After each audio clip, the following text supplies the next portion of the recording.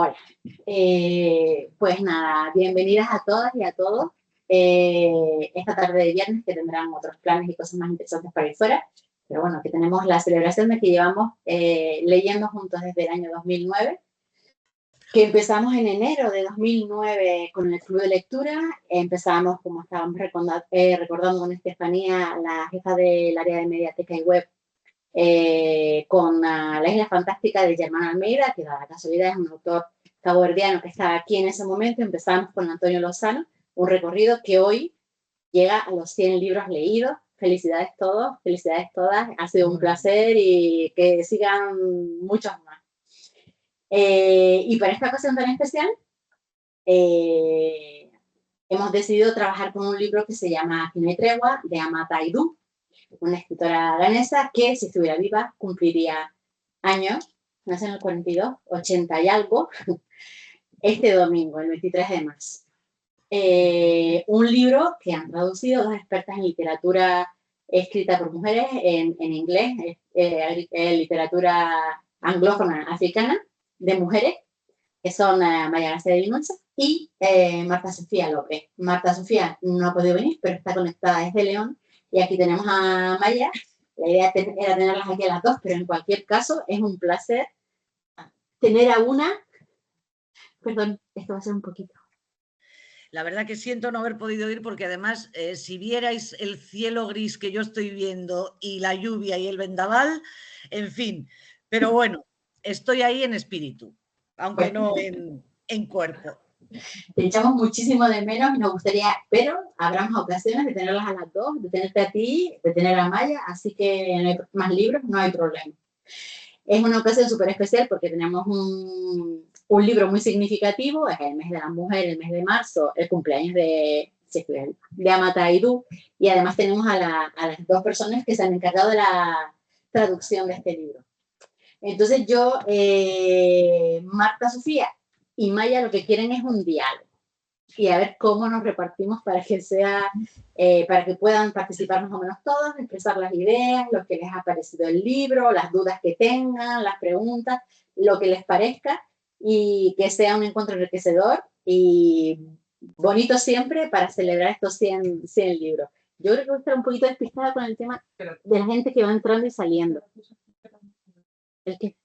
Ah, me puse aquí para liberarte a ti de esto. ¿No sería mejor que te sentaras aquí? Sí. Que estás aquí intentando evitarlo. No. Estefanía y yo empezamos a trabajar juntas el mismo día, 3 de diciembre de 2007. Sí. Hemos llevado vidas paralelas. Pero bueno, yo quería agradecer la labor inconmensurable que ustedes conocen bien, que hace Ángeles Jurado al frente de la dinamización de este club de lectura, que ya es un club de amigos y de amantes de las letras africanas. Y también a través de Angie quiero agradecer la labor de los que han estado antes, desde luego Antonio Lozano, que fue quien nos animó a impulsar esto, pero a otras compañeras como Lidia Rodríguez, que ya no está, que fue también quien primero dinamizaba el club junto con Antonio, luego a Donato, que también dinamizó nuestro club un tiempo.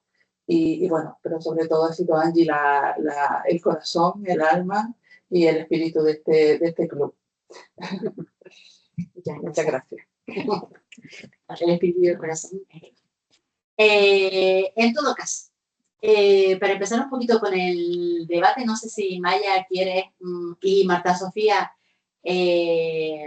Maya nos estaba comentando un poco cómo llegó ella a Ghana y a Amata Aidoo. Entonces no sé si es interesante empezar por esa parte, que las dos expliquen cómo llegaron a este tipo de literatura y a la autora que estamos tratando en este momento, y también a este libro concreto, y luego ya abrimos el diálogo, si les parece bien. Dale, Mayita. Venga. No. Go ahead. Es que Chan y yo nos conocimos en el año 96 en un congreso en Alcalá de Henares, en el que las dos llevábamos una ponencia sobre Amata Aidoo. Y desde luego no se la conocía nada en los ambientes de filología inglesa donde nos movíamos en la península, pero posiblemente en Canarias sí se la conociera más, y tenemos compañeros maravillosos que saben muchísimo aquí de literatura africana, ¿no? Juan Ignacio Oliva y demás, y fue maravilloso encontrarnos. Entonces, yo acababa de volver de Ghana, donde había estado 6 meses, y fui de asistente de español como filóloga, a dar unas clases de español oral. Yo tenía 27 años y fui en marzo del 96.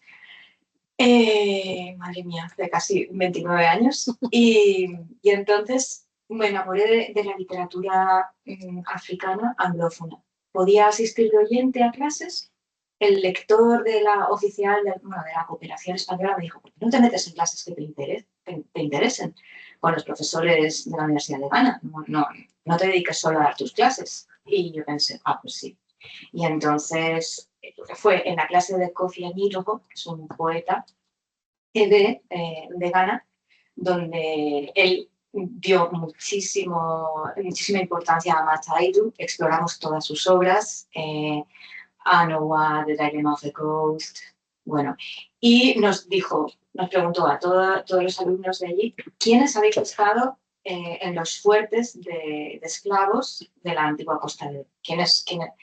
Y pues de 80 personas que estábamos en su clase, levantaron 2 personas la mano.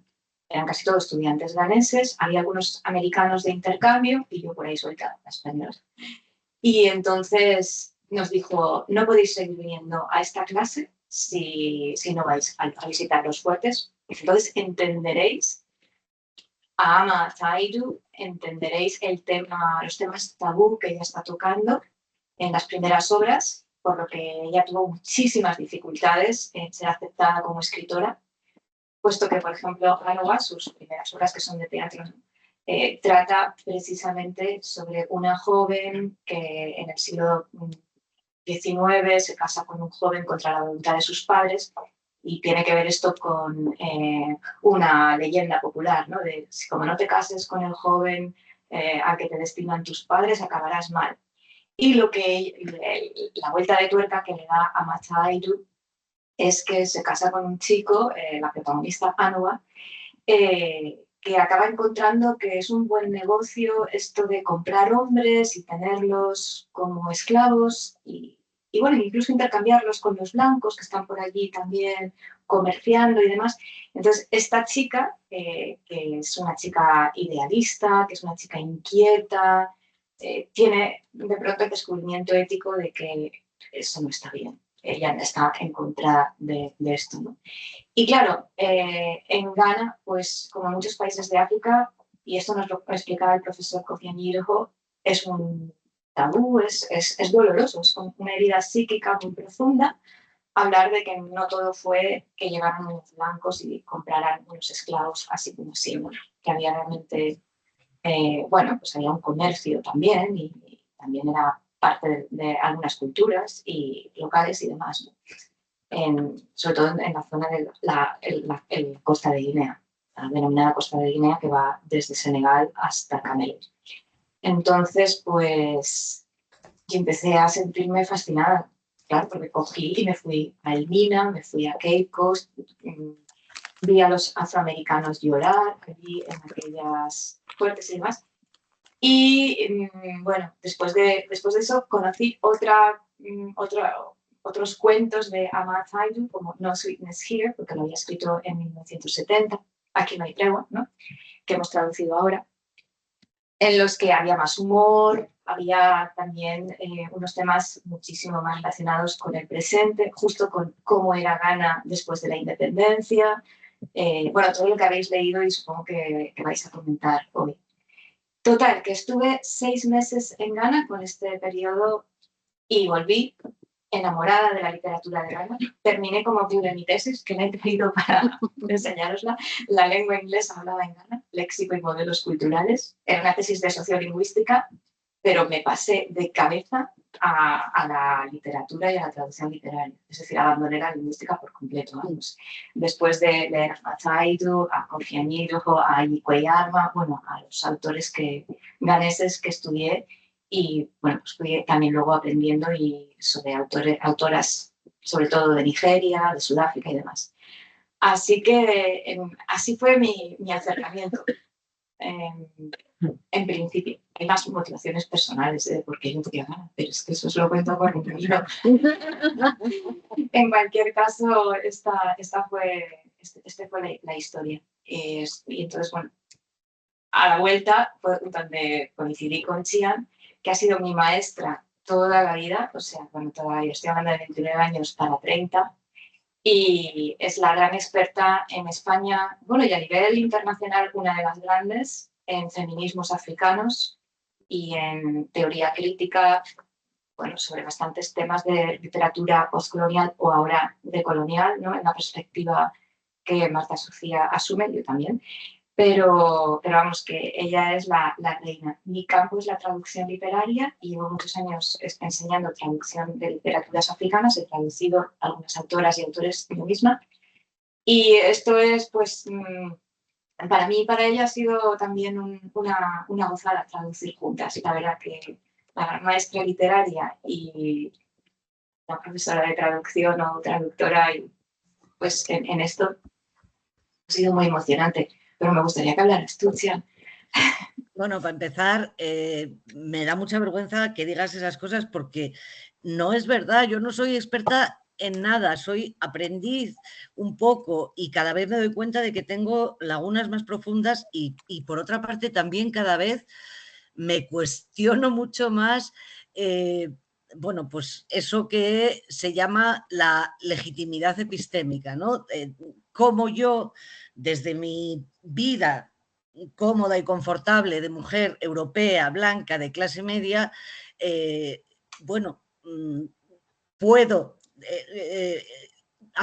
no sé cómo deciros, rozar siquiera la superficie de otras vidas que son muy diferentes de la mía y si realmente tengo algún derecho, ¿no? A veces es la sensación como de estar espiando en otras experiencias vitales y la sensación no siempre es cómoda. De hecho, bueno, creo que Ama Taidu en general, ¿no? Confronta mucho, aunque sea de forma indirecta, a la lectora blanca y bueno, nos obliga a plantearnos un montón de cuestiones. De entrada, nuestra propia complicidad, ¿no? En la medida en que somos, queramos o no, porque eso es algo que no hemos elegido, pero somos parte de esa tercera parte del mundo que vive gracias a las otras dos terceras partes y a las desigualdades sistemáticas que encontraron en la colonización, digamos, el momento de fraguarse con toda su fuerza en la trata de esclavos, para empezar, ¿no? Y es verdad, yo... Marta, sí. ¿Hola? Sí, ¿ibas a decir algo, Angie? Te perdí. Bueno. Calla. Hola, te perdimos el sonido. Pues yo tengo el micrófono pero no abierto. aparece como que hayas apagado el micro, sino que de repente dejaste de... Yo tengo el micrófono abierto, mi niña. ¿No me oís? ¿Tienes algún altavoz, algo que se pueda...? No. No sé. A ver, no sé por qué. Hay gente que te escucha online, pero nosotros aquí no. Pues no entiendo por qué. Pues Porque tengo el... Ahora. ¿Ahora ya se me escucha? Sí. Vale. Continúa, bueno, por favor, perdón.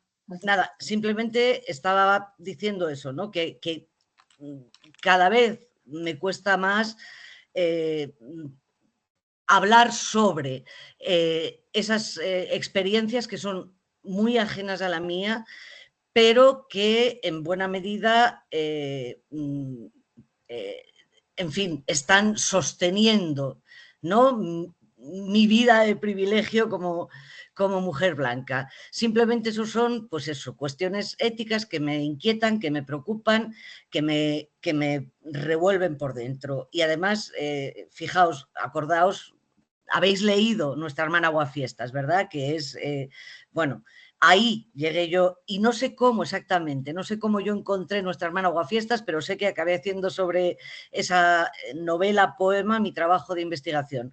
En ese desencuentro, ¿no?, entre la protagonista, Sisi, la mujer africana, y la mujer blanca, alemana, Marilla, ¿no?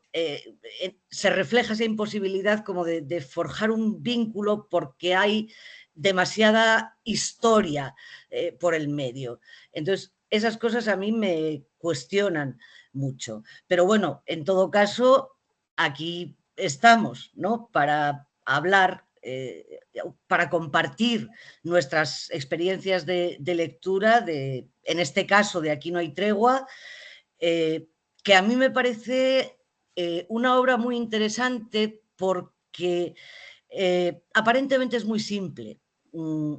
Quiero decir, son historias que, para decirlo de forma vulgar, cualquiera puede entender. No hace falta ser teórica literaria, no hace falta tener eso, una gran sofisticación para poder entender lo que Amat Aidu está contando en estas historias. Y sin embargo, yo creo que cuentan mucho más de lo que parece que cuentan, que esconden muchas veces, bueno, aunque sea en forma de toquecillos sutiles, ¿no? Por ejemplo, en el relato de Todo cuenta, creo que es en el que trata sobre las pelucas, en un momento dado la voz narradora, la voz que también, ¿no?, se llama Sisi, yo creo que esa Sisi de este relato es una prefiguración de la Sisi de Nuestra hermana Aguafiestas, dice algo así, pero bueno, una no va a la escuela a aprender sobre África. Y claro, ese comentario así, aparentemente casual, pues yo creo que esconde pues mucho más. Y creo que Amat Aidu está apuntando así directamente a lo que Aníbal Quijano, el gran teórico peruano y de alguna forma uno de los precursores del pensamiento decolonial, caracteriza como la colonialidad del poder, del saber y del ser. Es decir, la colonización, una de las formas que adopta es la seducción, ¿no? Es convertir la cultura europea en especialmente atractiva desde el momento en que, digamos, se colonizan las mentes, se coloniza el imaginario y se coloniza todo un sistema de valores. Y como vivimos en el mundo en el que vivimos, ese sistema de valores que se impone como hegemónico es el del capitalismo global. Nkrumah intentó sacar adelante un programa político socialista y llegó hasta donde llegó, pues porque verdaderamente en la época de la neocolonia las cosas han cambiado poco, ¿no?, como también se nos cuenta en alguno de los relatos. Y yo creo que la clave de muchos de estos relatos está en esa visión que tiene Amat Aidu de cómo Europa ha absolutamente colonizado las formas de saber y las propias identidades africanas, las ha distorsionado y ha generado pues un mundo en el que los valores que sostenían las sociedades tradicionales están patas arriba. Un poco eso, ¿no? Como decía Chinua Achebe, pues todo se desmorona y se ve a través de muchas de las historias cuántas cosas se han desmoronado.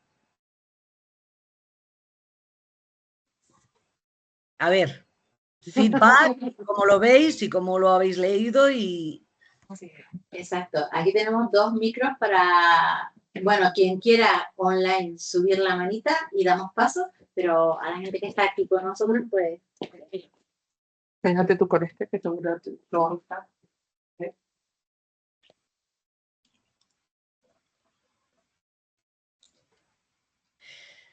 A ver, me encantaría que la gente que habéis leído el libro compartierais vuestra experiencia de lectura.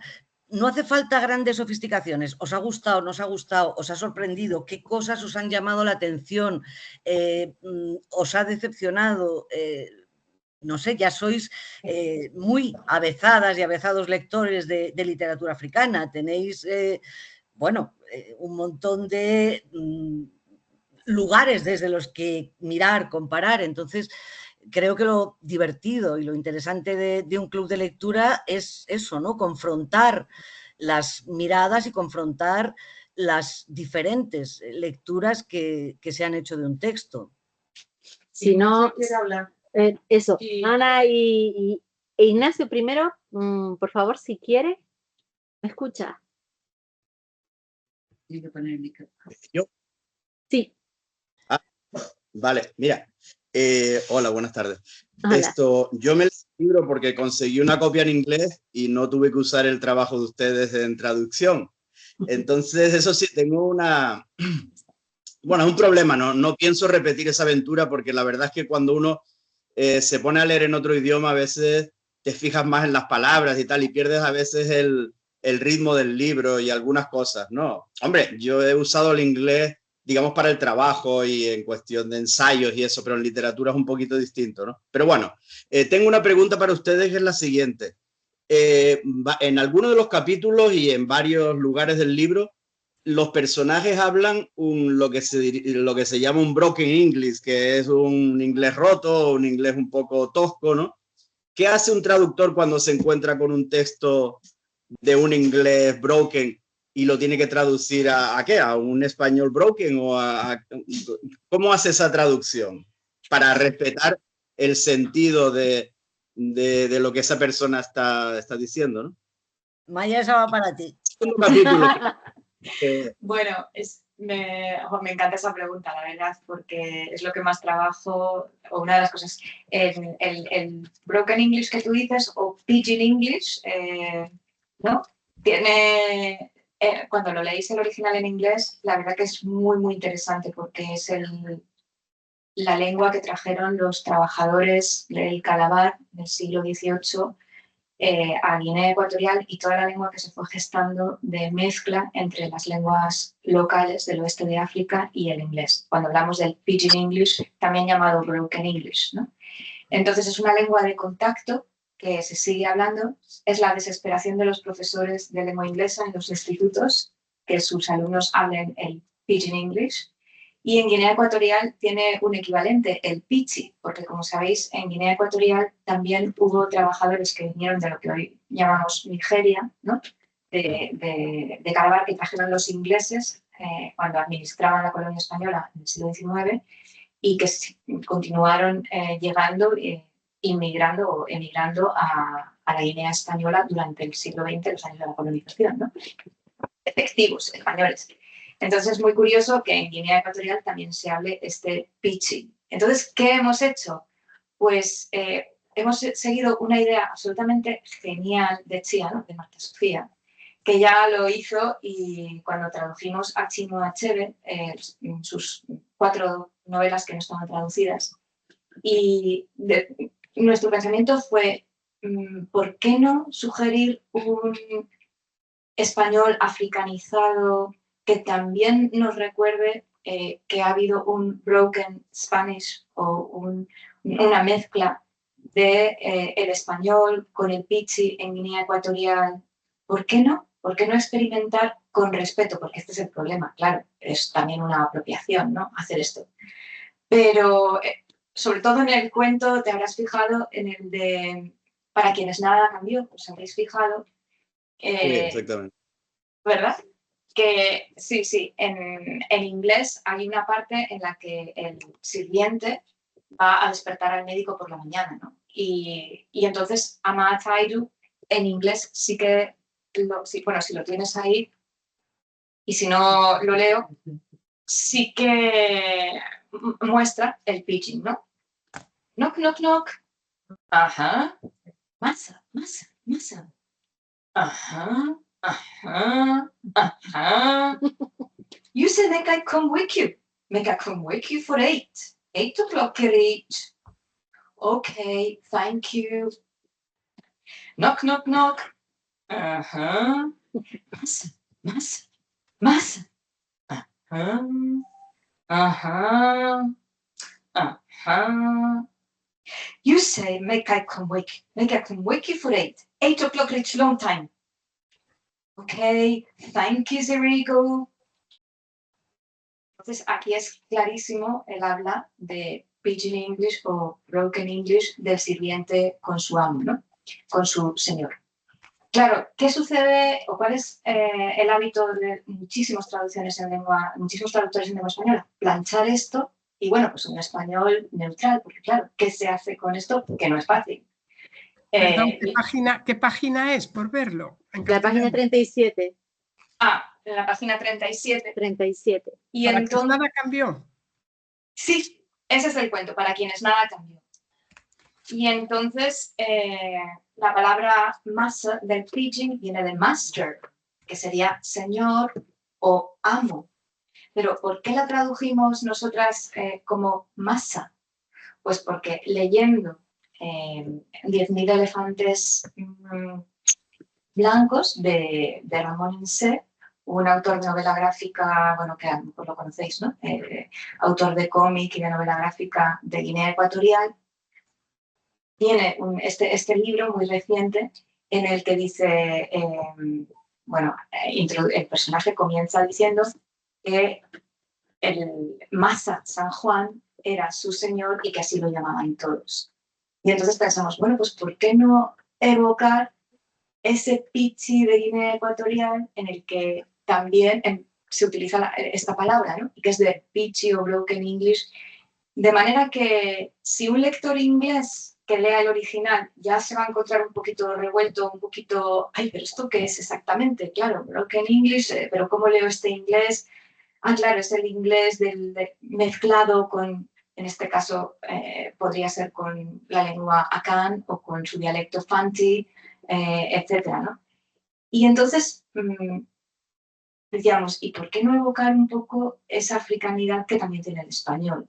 Y eso también es un acto muy deliberado por nuestra parte de tratar de descolonizar un poquito, ¿no? La norma castellana a la que hubiéramos traducido si no lo hubiéramos pensado 2 veces. Sí, Vamos, es la hora de levantarse, venga, venga. Por otra parte, el propio uso de un inglés marcadamente, digamos, no estándar, es una declaración política por parte de los escritores. Igual que lo es, por ejemplo, el uso de introducir palabras en las lenguas originales y no traducirlas. Si tienes la curiosidad y quieres ir al diccionario, las buscas. Si no, pues intentas deducir. Y si no, allá tú.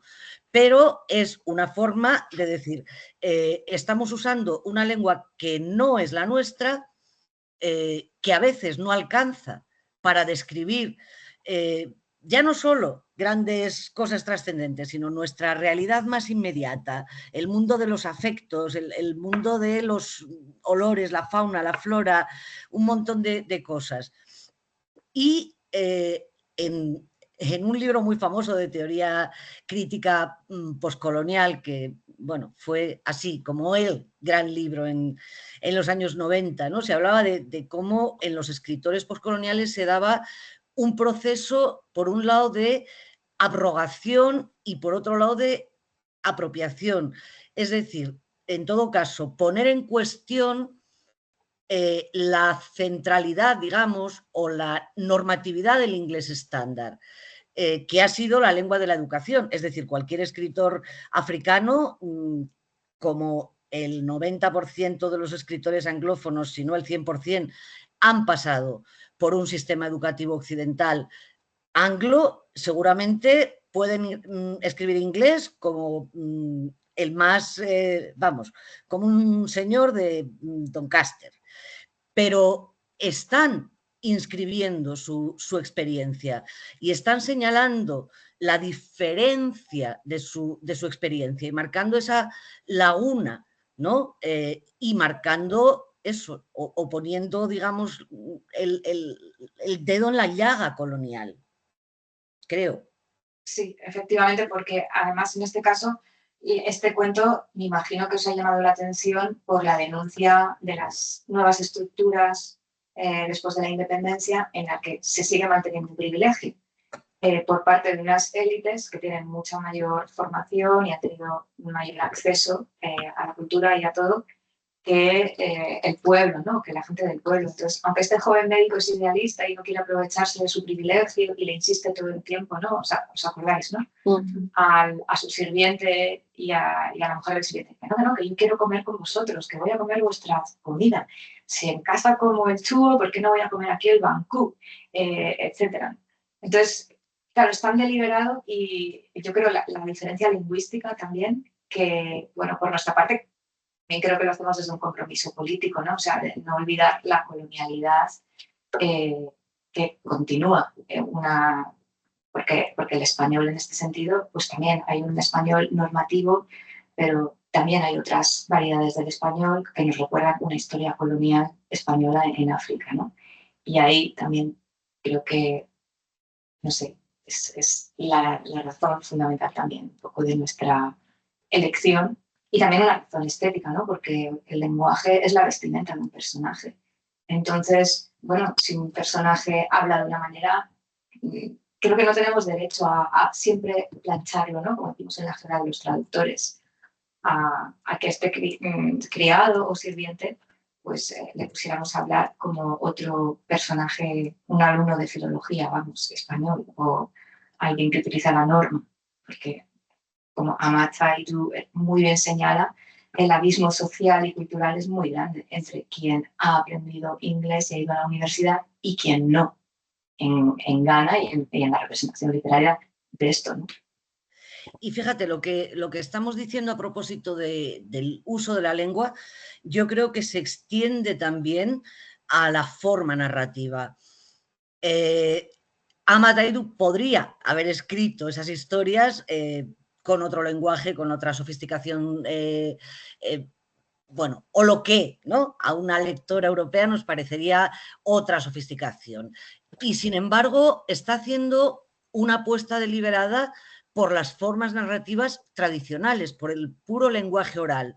Entre otras cosas, yo creo que también es una manera de afirmar a sus personajes femeninos, ¿no? Porque hay una cita preciosa de una teórica, Obioma Naemeka, que dice que la palabra en la tradición oral africana, las mujeres eran tremendamente visibles, no solo como protagonistas, pero también como productoras de conocimiento. Entonces, está también, ¿no?, toda esa reivindicación de conocimientos, de sabidurías, de formas de resistencia política o de estrategias de resiliencia que necesariamente no hablan el discurso ni del feminismo europeo ni de la literatura europea, sino que intentan hacer visibles, ¿no?, esas otras formas de saber, de narrar, de conocer, de utilizar los recursos comunicativos del lenguaje, pues para hacer comentario social, para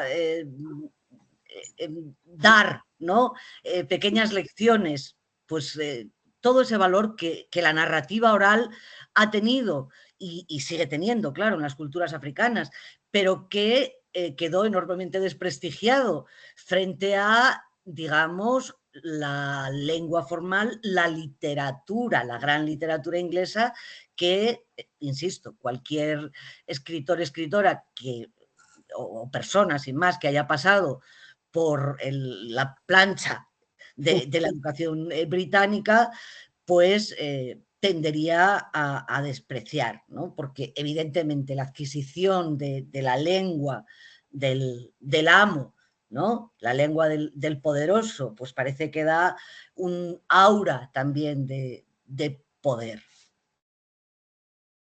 Vale, muchas gracias. Sí. Si aquí no hay nadie que quiere intervenir, le damos paso a Ana Belén.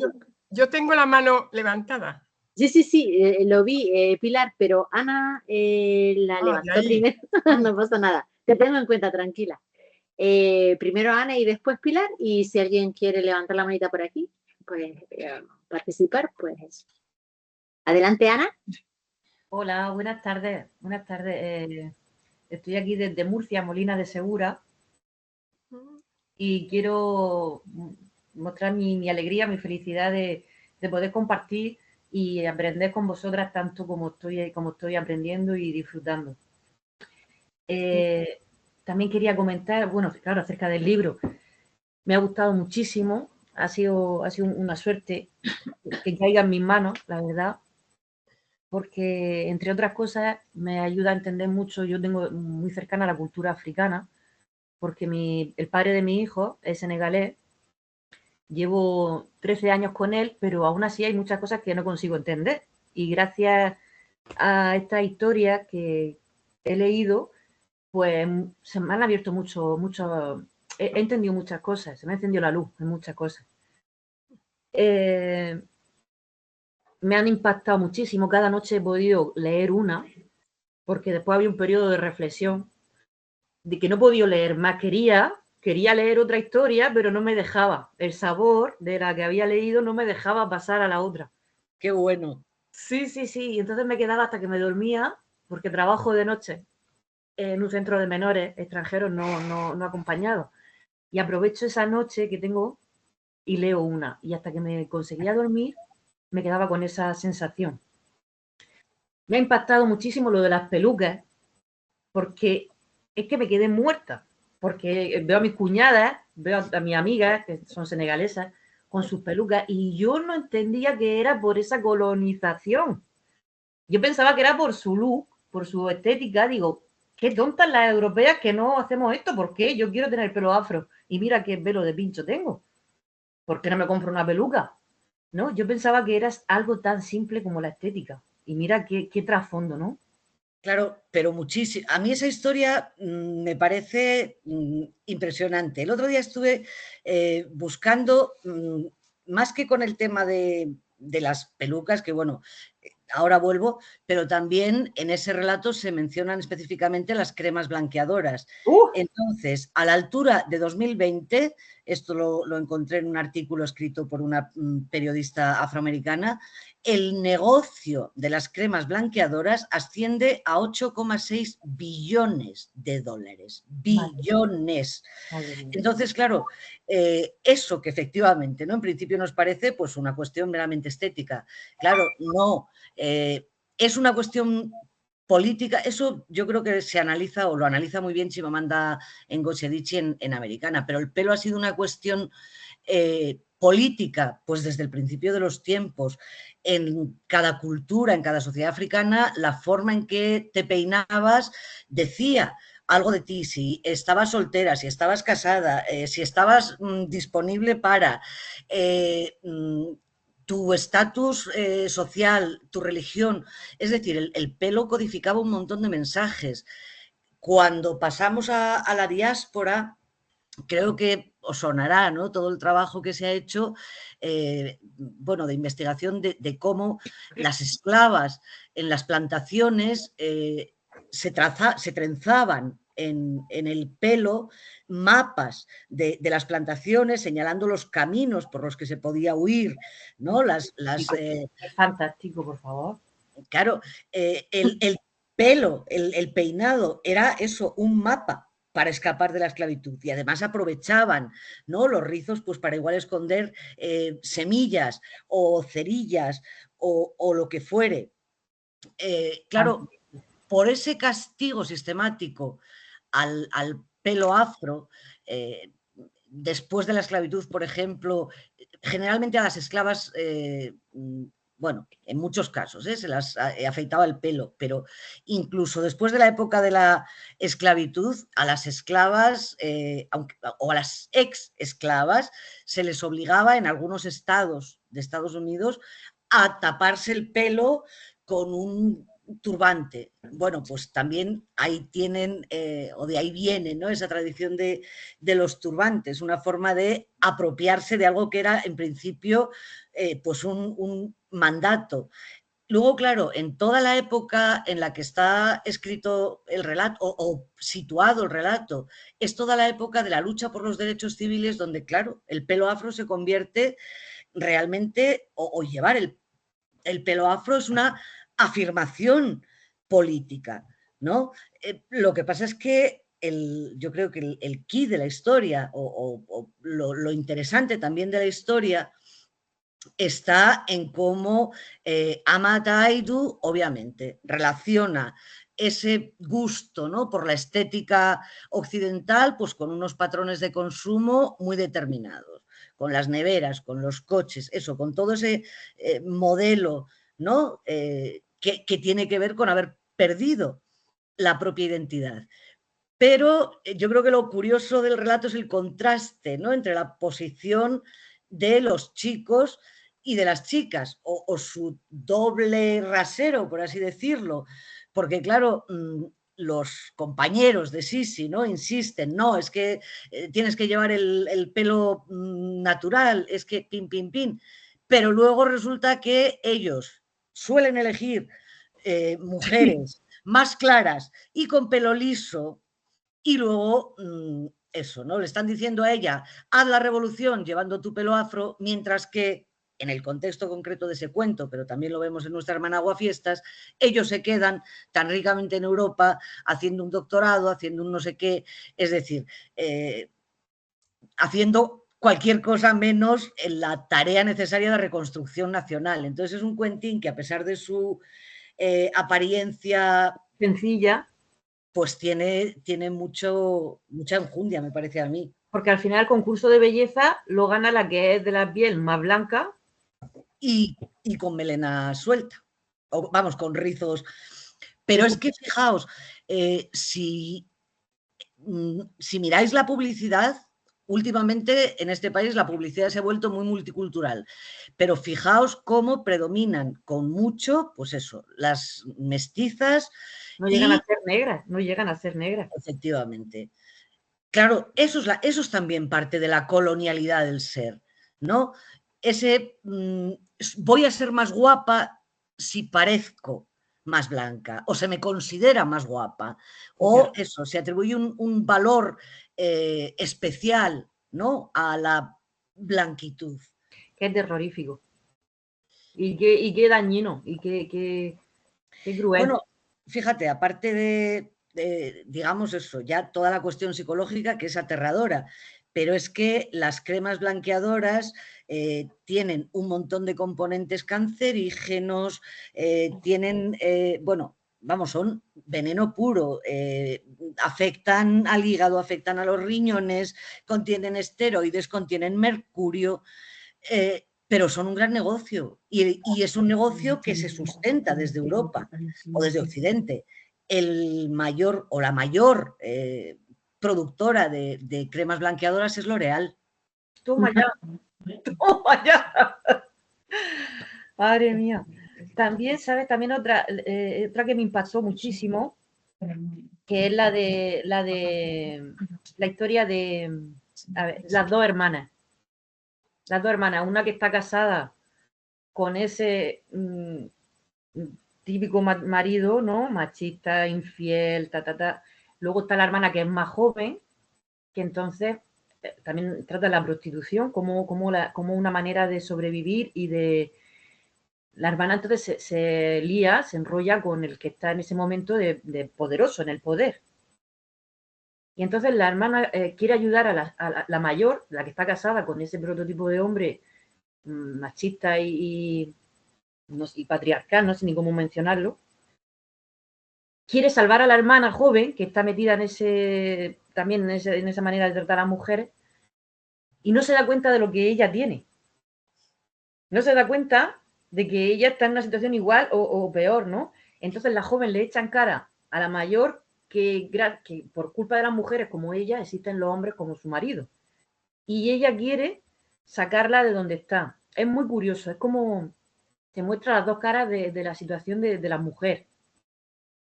Esa también me hizo muchísimo que pensar.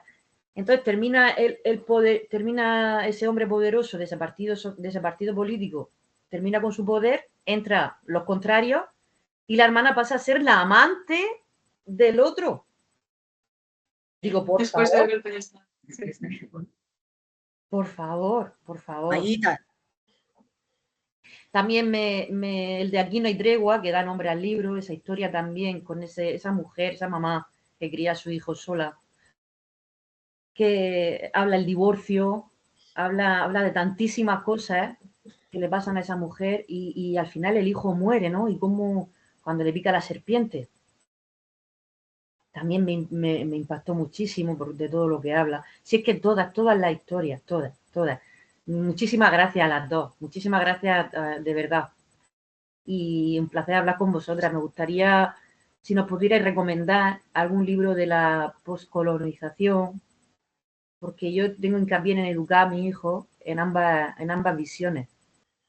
Mis hijos son de hombres senegales y mamá española. Entonces no me conformo, no quiero que ellos conozcan la mitad de la historia o la historia inventada. Quiero que sepan de verdad. Si por favor me podéis recomendar lecturas que ellos puedan tener conocimiento y transmitírselo a mi hijo. Y perdonad que me enrollo mucho. No, muchas gracias y muchas gracias a ti por compartir, por haber disfrutado de la lectura. Y si quieres, Marta, estaba aquí diciendo también Maya que se puede a lo mejor escribir un mensajito. Entonces escribimos o os escribimos con... Y compartimos entre todos una serie de lecturas con lo que proponen, lo vamos apuntando. Muchísimas gracias. Mayita, ¿te apetece comentar la de 2 hermanas? Venga, que yo... No, es que creo que lo has dicho tú clarísimo. Yo prefiero escuchar, no sé, seguro que aquí estamos rodeadas de lectoras y lectores. Claro. A mí me lleva mano, ¿ves? A mí, sí, perdón. Espera, Bueno, micrófono sí funciona. Pilar lleva un rato con la manita levantada. Sí, lo que pasa es que vamos a intentar dar pie a que hablen aquí también, porque están todas calladitas, muy educadas y educadas. Quería comentar que yo no estoy muy ducha en lectura de escritores y escritoras africanas, pero bueno, espero avanzar. Y he leído en el prólogo del libro en el que intervienen ustedes dos, ¿no? Creo que esta autora tenía una visión del feminismo especial porque apelaba al hombre bueno. Creí leer por ahí, no sé, y me gustaría si me podían aclarar un poquito más esa visión de esta autora. Sí. Espera, ahí, por debajo sí, ahí a un lado. ¿Ahí? ¿Aquí? Pero se tiene que encender. Bueno, que te puedo ir respondiendo Xian, ¿no? Xian, que es la reina de los feminismos. No, pero africanos. a ver, Mayita, tú también. Bueno, yo lo que te puedo decir es que lo básico, por ejemplo, creo que las dos estaríamos de acuerdo, y vosotras también por vuestra lectura, es que a Amata Aidoo le indigna que se tome el feminismo occidental como el único feminismo o como el único movimiento de mujeres que ha denunciado las desigualdades.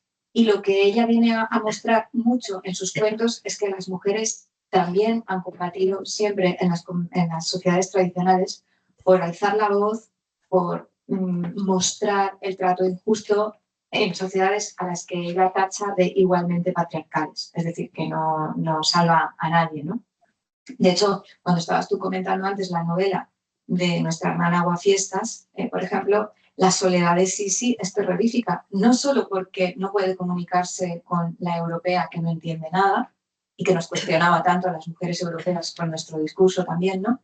Sino que esta chica al final, durante toda la novela, ¿no? Está escribiendo una carta de amor a su novio que no sabemos si le manda o no, porque él le dice, chica, no seas tan radical, disfruta de la vida, no te tal, ¿no?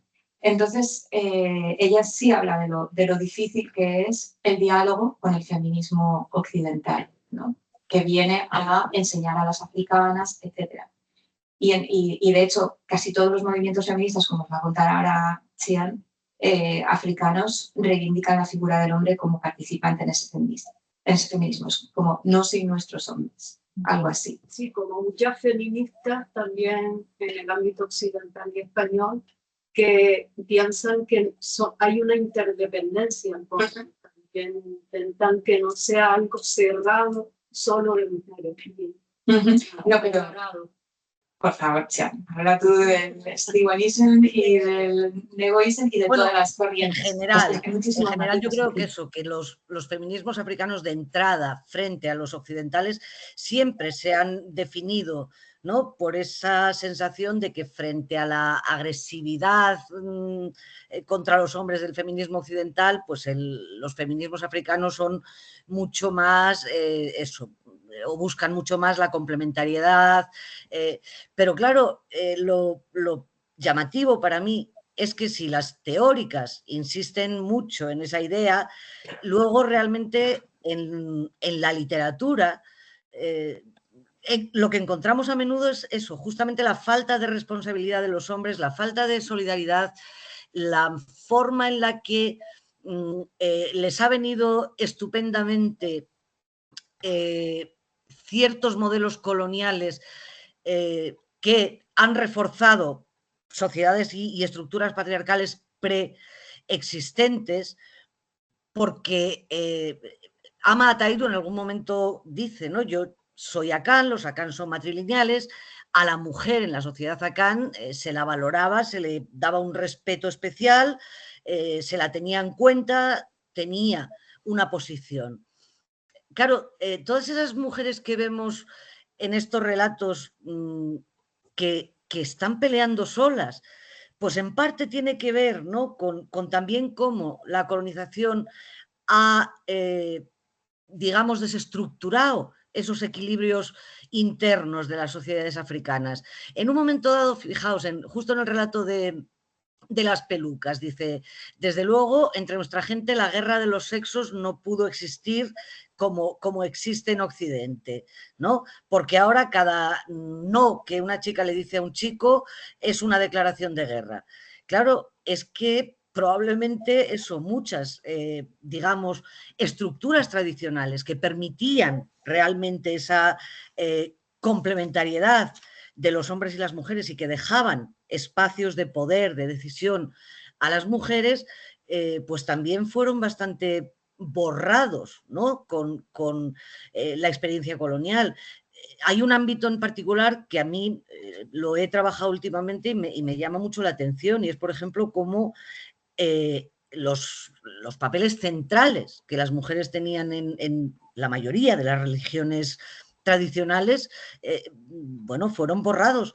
Las estructuras de las iglesias cristianas y, bueno, y de las musulmanas tampoco es que hagan mucho por las mujeres, pero excluyen a las mujeres del ámbito de lo religioso como protagonistas, digamos, ¿no?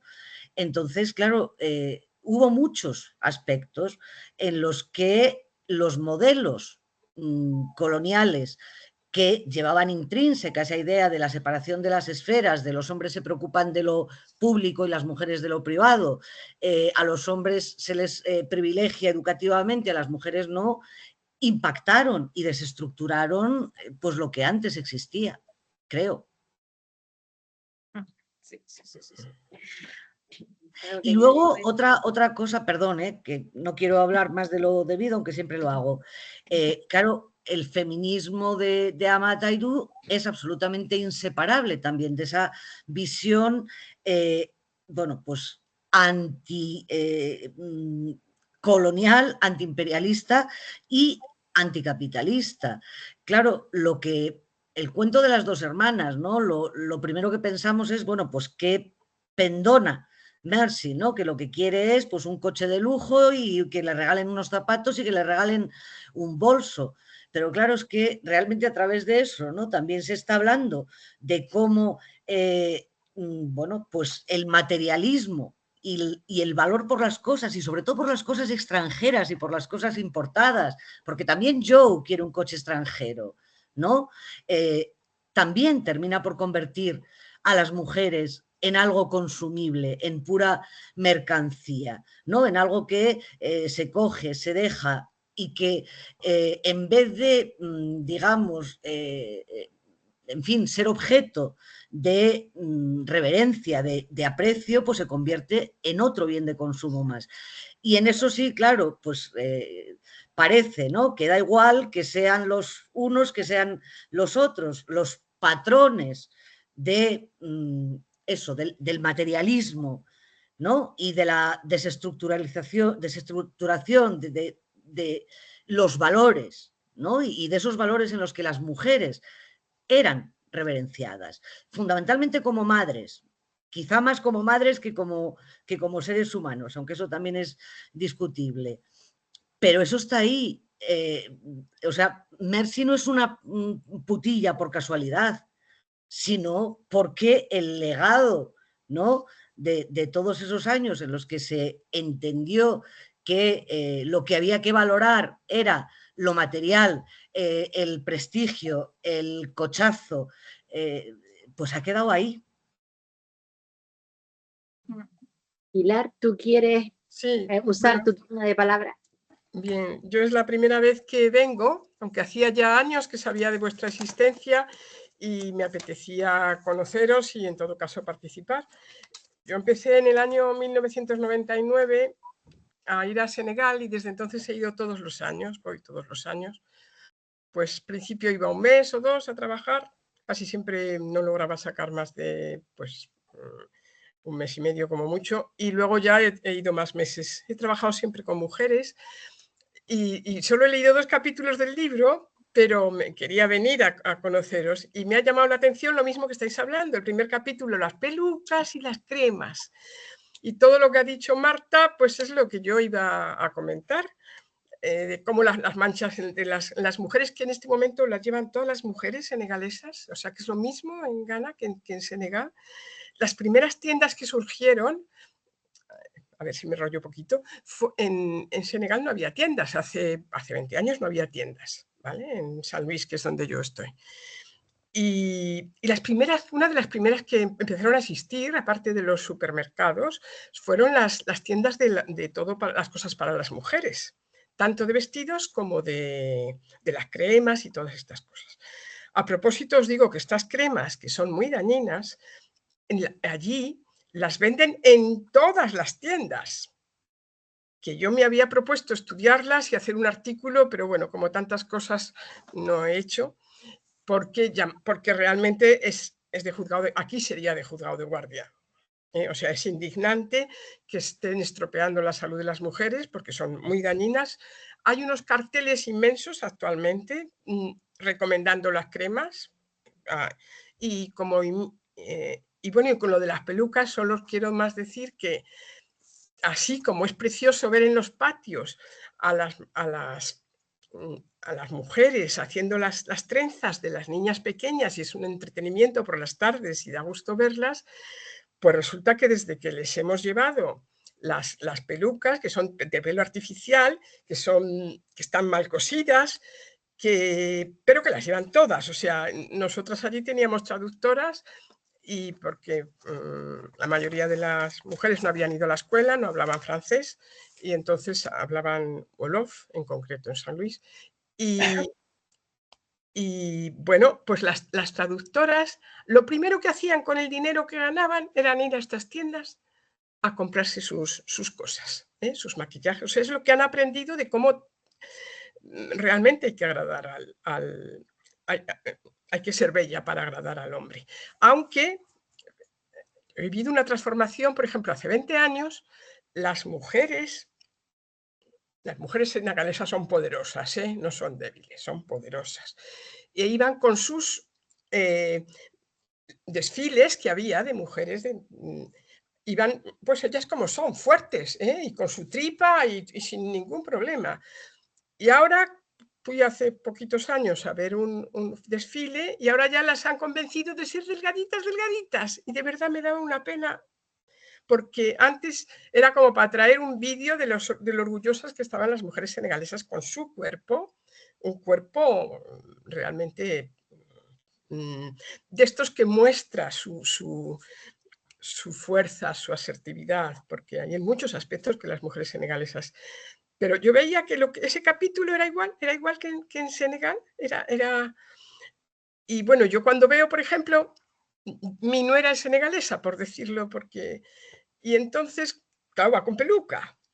Y es una peluca como las de la mayoría, para nosotras horrorosa, horrorosa, o sea, porque no tiene, es como un gusto occidental que no, para nosotras no tiene gracia.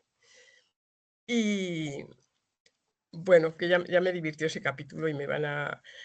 Pero alguien debería estudiar esto de las cremas que se están dando a las mujeres senegalesas porque están destrozando su salud. Así como los cubitos que utilizan en las comidas también están destrozando su salud. Bueno, esto me venía... He oído una frase que decías, Marta, que me ha llegado porque me ha atravesado muchas veces. Esta frase que has dicho de que cuestiones éticas que te revuelven por dentro, ¿no? Pues es que por ahí.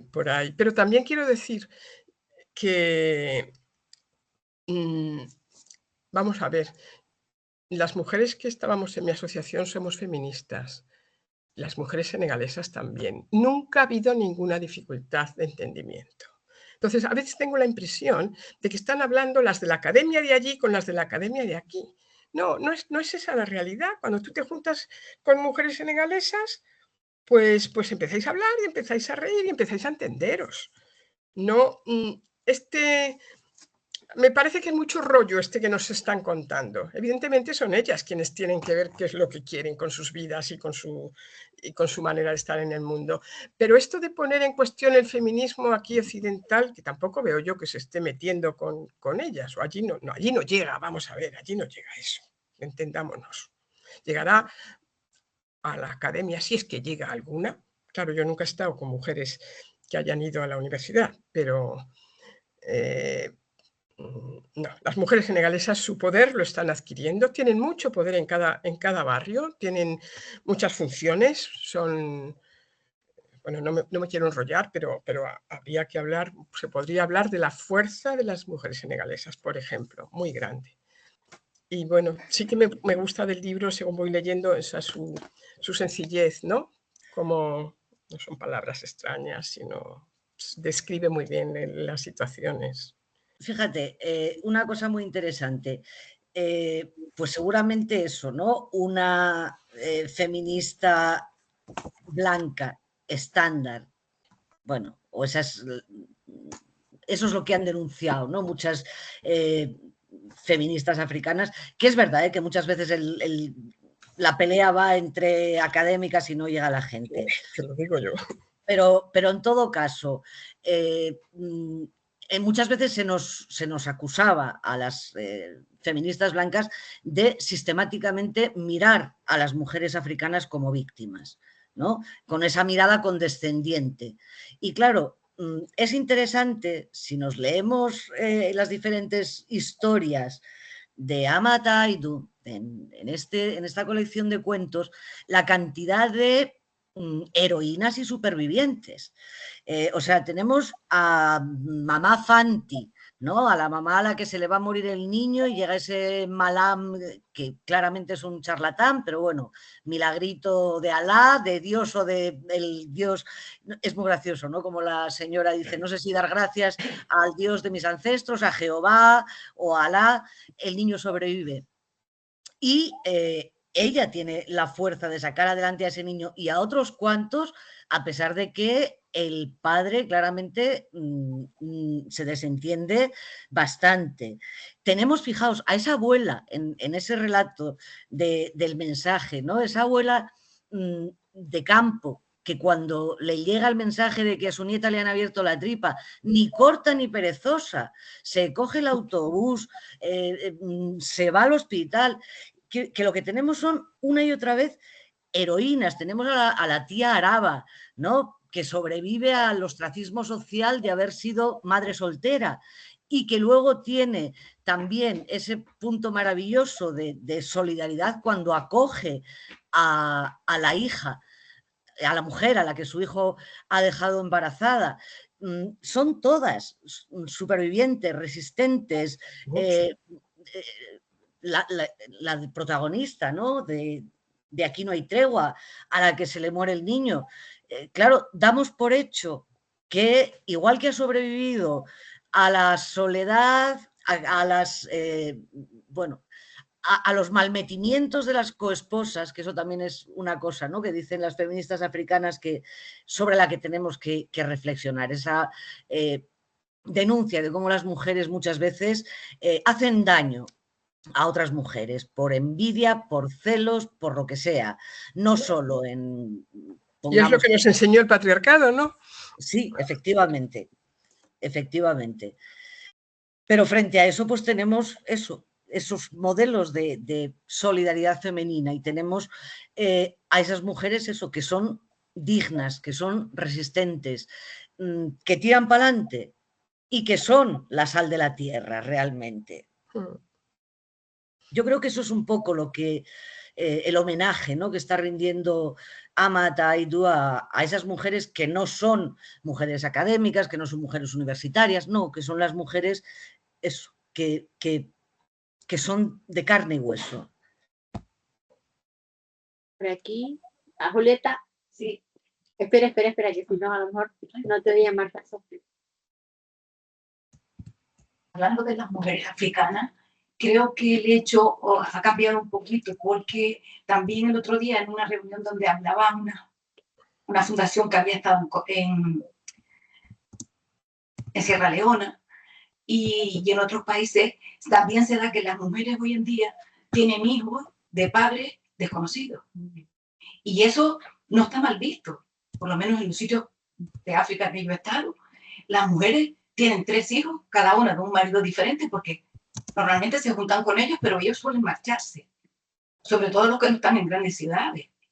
Y yo creo que la sociedad les admite, no se está preocupando tanto si no le ponen ningún adjetivo. ¿Eh? Ningún adjetivo. No, porque vamos a ver, aquí hoy en día tampoco cuántas mujeres, si en mi época, que tengo unos pocos años, mi padre se hubiese enterado que yo me quedo embarazada, me echaba de mi casa. Sin embargo, hoy en día, las parejas, las chicas, los matrimonios se juntan, no se casan y no están mal vistos. Las chicas, quien quiere, o tienen con una pareja o sin pareja, se quedan embarazadas, tienen un hijo, lo crían y tampoco está mal visto. Y en la sociedad africana, yo eso veo que las mujeres las admiten. Es decir, las mujeres trabajan para sacar a sus hijos adelante. Y me parece que en ese sentido, Amat Taidu le hacen a las mujeres, porque siempre todos sus cuentos son de mujeres, y las eleva con las historias que cuenta, porque son muy sencillas de leer y aparentemente no, pero ahora mismo estamos viendo cómo estamos destripando cada una de las historias y todo lo que cuenta cada historia.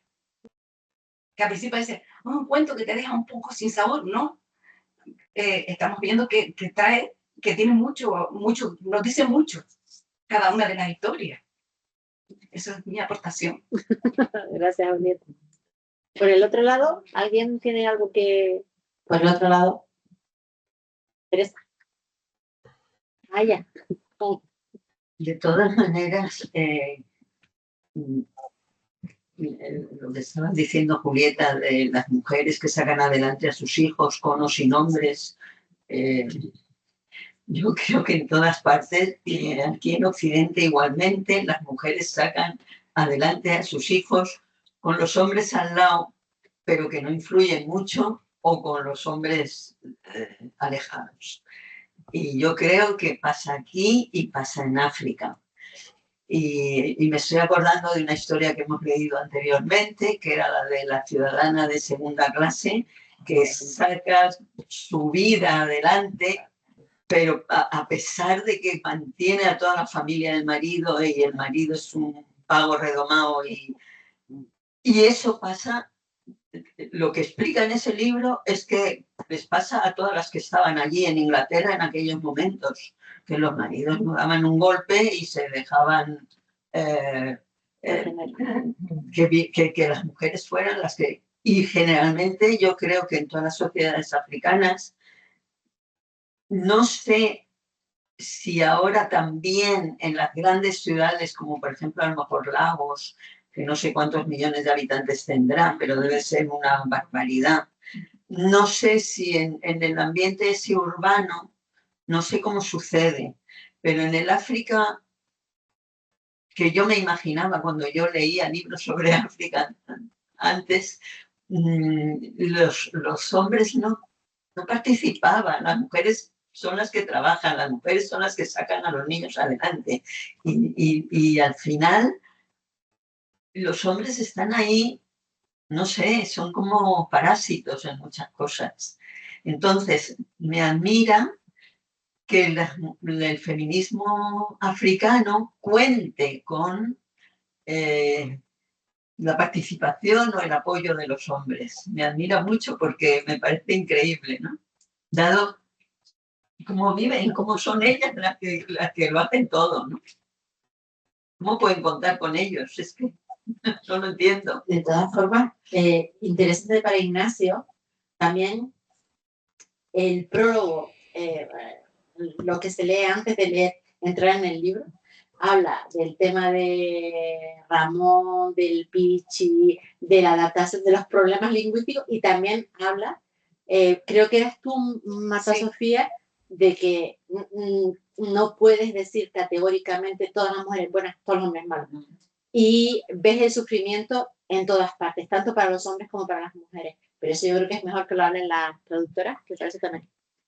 No, voy a pasar a Chian, pero yo estoy de acuerdo contigo, Teresa, en que me parece que es más bien un ideal, ¿no? Un ideal de feministas africanas, el hecho de querer involucrar a los hombres en su forma de entender el feminismo, ¿no? O el womanism, o el stegonism, o el egoism, todas estas corrientes. Pero en la práctica, pues, habrá de todo, lógicamente. Pero, ¿sabéis? Estaba pensando en el feminismo de africanas que van y dan una lección en Estados Unidos o en otros lugares del mundo, ¿no? Estaba pensando, habéis aludido antes a la novela de Americana y de Chimamanda Ngozi Adichie, a propósito de las cremas y del pelo y demás. Y a mí me encanta esa novela porque la autora tiene el valor de reivindicar el orgullo que tienen muchas mujeres africanas. Hay muchas que son capaces también de echarse cremas o de trenzarse el pelo en lugar de alisárselo, etc. Y pone un dedo en la llaga en Estados Unidos con Beyoncé como la cara presentable de América porque es mulata y se alisa el pelo, o que ya es hora de que Michelle Obama se alise el pelo. Son frases textuales de la bloguera, protagonista y narradora de Americana, ¿no? Y cito a Chimamanda porque ella se considera heredera de Ama Taidu, la ha citado varias veces como su maestra, y eso también me gusta mucho, ¿no? Y me encanta esa originalidad también de Chimamanda Ngozi Adichie, de coger e ir como africana a criticar también no es contra las mujeres estadounidenses, obviamente, pero sí es la denuncia de esa violencia contra el propio cuerpo, ¿no? Internalizada y que continúa. Y no sé si te parece muy loco, muy atrevido, porque son dos otras totalmente diferentes, dos épocas diferentes, pero hablar de Chimamanda como heredera de nuestra hermana Guafiesta, su americana, su novela, de otra manera, con otro contexto, otro momento, pero como el legado de Ama Taidu, sacado los hombres. Me encanta esa comparación, nunca, fíjate, no la hubiera pensado. Solo que Chimamanda para mí cierra de una manera muy conservadora, a diferencia de Ama Taidu, ya un final cerradísimo, porque esta bloguera tan impresionante y tal, cuando vuelve a Nigeria, ¿no? De pronto su preocupación deja de ser la denuncia de todo lo que les está afectando a las mujeres y se embarca en otro camino también muy legítimo, el de la búsqueda de un marido, la maternidad, esto, lo otro, y de repente cierra así la novela, ¿no? Cuando me sorprendió muchísimo, la verdad, me sorprendió muchísimo, pero me parece buenísimo, ¿eh? Dicho eso, ya quisiera yo escribir como ella. Sí. Chian, ¿tú te quieres decir algo en este sentido? Es que me parece buenísimo. No, yo estaba, fíjate, todavía estaba dando vueltas un poco a la idea de eso, ¿no? Lo de contar o no contar con los hombres. Eso, una de las cosas que sí han debatido hasta el infinito las teóricas africanas es como la verdadera inversión de las madres es en los hijos, no en los maridos. Y esto en estas historias también se ve muy bien. O sea, las madres están esperando, ¿no? A que sean sus hijos en un momento dado los que les ayuden en su vejez, los que una vez que se hayan convertido en hombres educados, en hombres con dinero, en hombres con posición, digamos, les compensen por todos esos sacrificios que ellas han hecho en la crianza. Claro, el drama de al menos 2 de estas mujeres, ¿no? De mamá Fati, de la mamá a la que se le... No, perdón, es que con los nombres me hago un poco de lío. De Mami Ama, ¿no? La mujer a la que se le muere el niño, claro, ese niño que era su esperanza. Digamos que su hombre ha desertado. Su familia tampoco es que le preste mucho apoyo. Entonces, toda su esperanza está puesta en ese hijo y ese hijo muere. Eso sí que es una tragedia. Luego tenemos a la tía Araba, ¿no? Que también saca adelante a su hijo, intenta darle estudios y luego resulta que también ese hijo le falla. Pero en principio, ¿no? En las estructuras, digamos, familiares tradicionales, la inversión emocional de las mujeres no era en los maridos, era en los hijos, porque el vínculo con un hijo es irrompible, ¿no? Y absolutamente sagrado. En principio solía ser... Yo una cosa que quería aportar aquí es que las mujeres senegalesas, bueno, allí se mueren, hay una mortalidad materna es enorme. Si en España es de 13 por 100.000 13 por 100.000 mujeres, o digamos por 100.000 nacidos vivos, en África habitualmente es más o menos de 400 por 100.000. Imaginaros. Entonces hay muchos niños que morirían si no hay una mujer que les cuide. Entonces las mujeres cogen a los niños cuyas madres han fallecido. Fallecen en el parto, ya os digo. Entonces puede ser una prima, puede ser una hermana, puede ser una vecina, los acogen. Por tanto, es en la familia lo normal que haya hijos, y bastantes, que no son precisamente hijos de esa madre. Por eso entiendo que es lo que decíais antes, de que no importa tanto con quién nació ese hijo. Digamos, en la cultura, a lo mejor hay otros lugares más pequeñitos que eso es más tabú.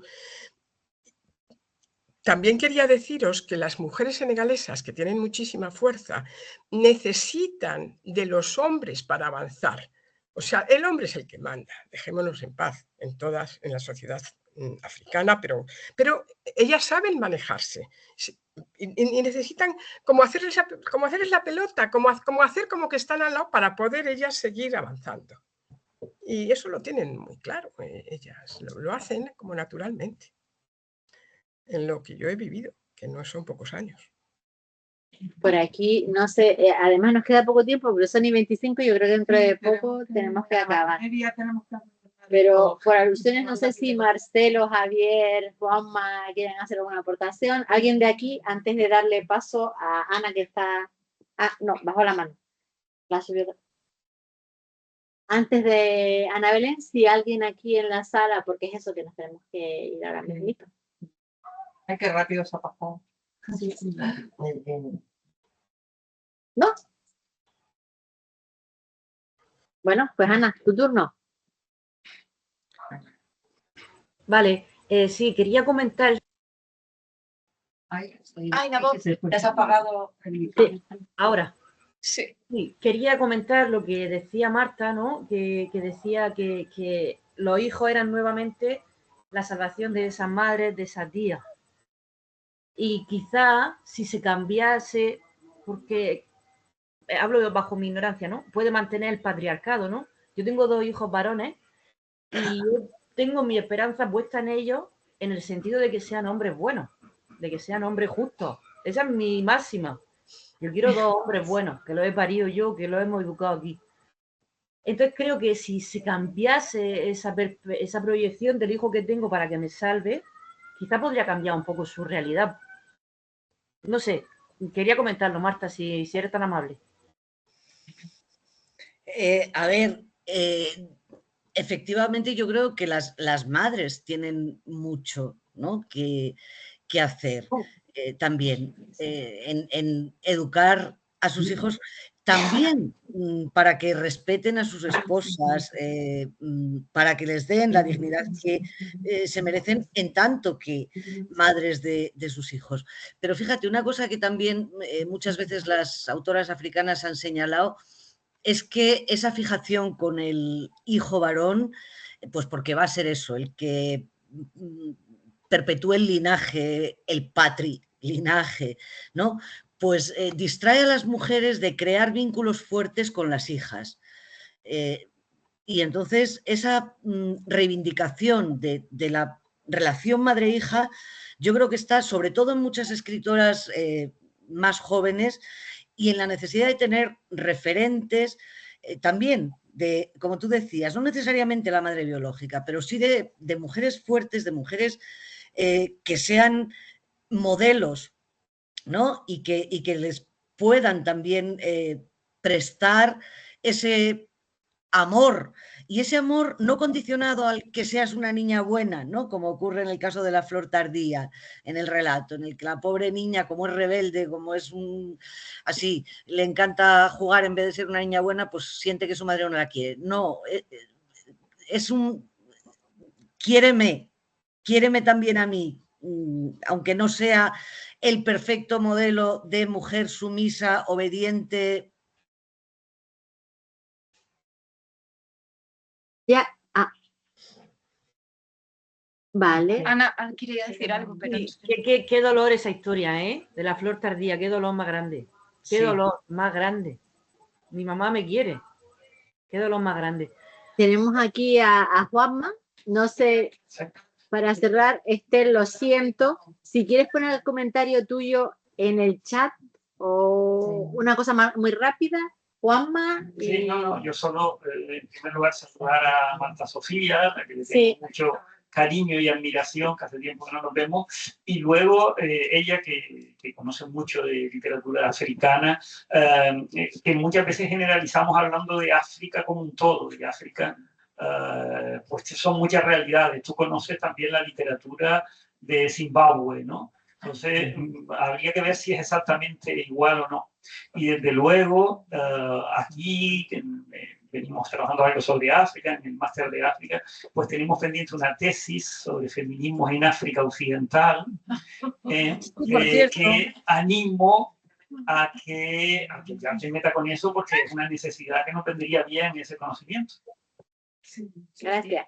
Bueno, responda por favor, y ya tenemos que irnos. Luego, por favor, desalojen esto lo más rápido posible y nos tomamos un café con Maya. Y gracias a todos los que están online. Qué pena no tomar un café con ustedes, pero es que el vigilante nos echa. Así.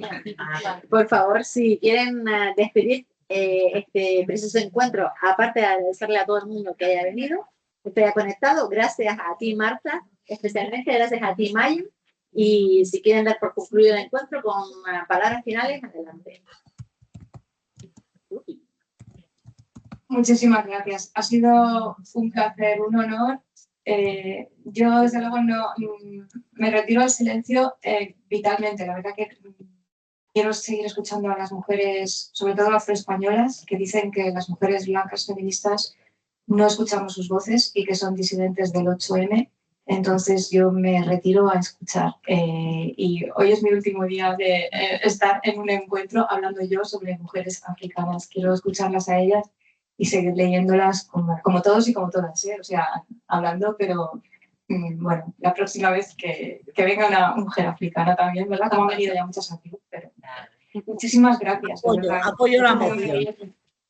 Hay un montón de mujeres africanas ahora mismo, afroespañolas, o que tienen muchísimo que decir y que pueden estar contando las cosas desde otra perspectiva diferente, nueva y que merece la pena escuchar, porque nosotras ya somos mayores, estamos un poco ranciucas en algunos sentidos, y hay mucha fuerza y mucho poderío en la gente joven afroespañola que tiene eso, muchísimo que contar.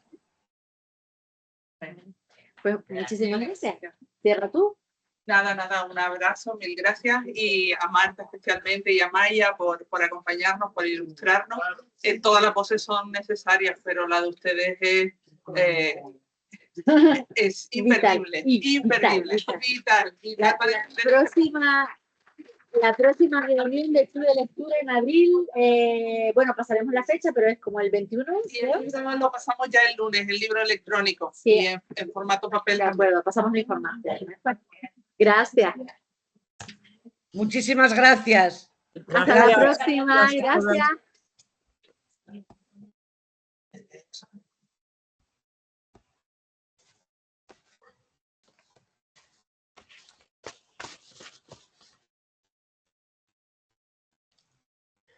Adiós, Marta. Adiós, eres médica, ¿no? Sí. Sí, Pues, y además aprendí mucho con las mujeres africanas. Ahí, pues mira, escribe y cuéntalo. Gracias. Oye, me ha gustado mucho. Dame tu mail. Marta. Sí. _medio Sofía. Sofía. .López. Sí. @ Sí. unileón.es. Vale. Bueno, por si acaso alguna cosa. Y tú, si quieres saber algo en relación con la salud de las mujeres africanas, pues bueno, pues lo he trabajado mucho. Pero solo con las senegalesas. Bueno, pero a ver, no podemos trabajarlo con los 54 países, ¿no? No. Bueno, pues un saludo grande. Vale. Un placer. Adiós. Adiós. Angie.